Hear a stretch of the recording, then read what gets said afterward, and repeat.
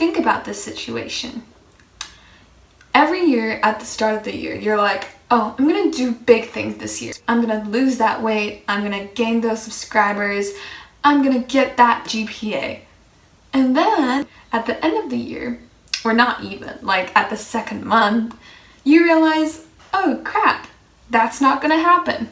In order for those big goals to happen, you need to start with the small habits first, because it's the small habits that build up to the big things. So in this video, I'm gonna be giving you guys 8 ways on how to change your life for good, and all these are like sustainable habits that you guys can use and implement in your daily lives. So let's get started. The first thing you can do is to go to bed earlier.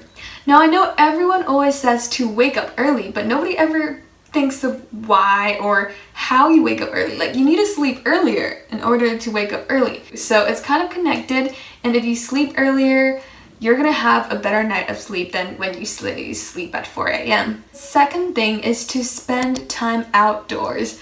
This is underrated, okay? So because people are like, oh, quarantine, you know, I'm gonna stay at home, I don't want to contract any diseases, or like they make up all these excuses, or even stuff like, oh, I can also exercise at home, I can exercise at the gym, why should I even go outdoors? But going outdoors is really good. It significantly improves your quality of life because you actually get experience with nature. And even if you don't like nature, like going out for a 10-minute walk every day will not hurt you. Like, bring your dog, just walk around the block. I cannot stress how important boundaries are. Boundaries are important with no matter who. Like, no matter if it's your friends, your boyfriend or girlfriend, your parents, you need boundaries for everyone, and that's totally fine. It's fine to say no once in a while. It's fine to not completely trust someone. It's part of like human instinct because you don't want to get hurt, and by setting these boundaries, you guys can have like a healthy relationship. The next one might sound kind of clashing with the third one, but try to get out of your comfort zone. So as I've said, you said, okay, I'm gonna set my boundaries now. So does that mean like, okay, I'm not gonna exercise because I don't feel comfortable doing it? Okay, that's where it differs. What I'm talking about is setting boundaries with people, okay? And getting out of your comfort zone is more of like things. The fifth thing you can do is to read daily. So I myself used to be a huge reader. I just gradually stopped reading that much, and I regret it, y'all, because guess what?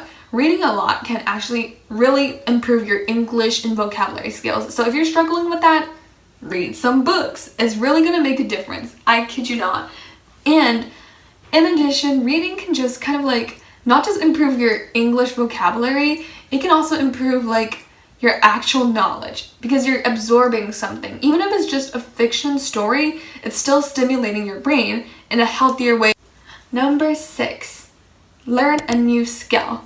Okay, I would say it doesn't even have to be new. You could be building upon your previous skills that you might have quit a long time ago or you just stopped improving on.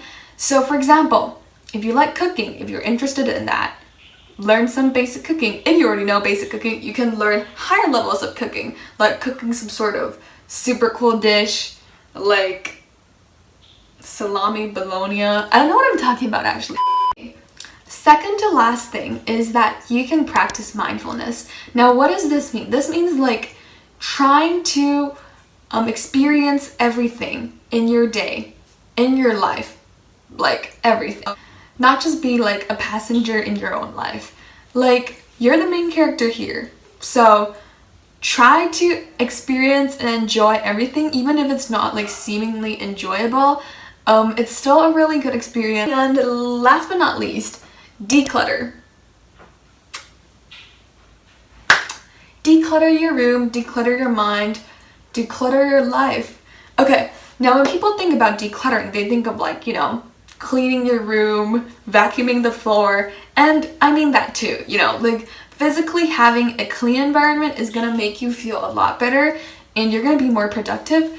But I also mean stuff like decluttering your phone, decluttering the things you have to do so you can have like a simpler life that you can keep up with realistically.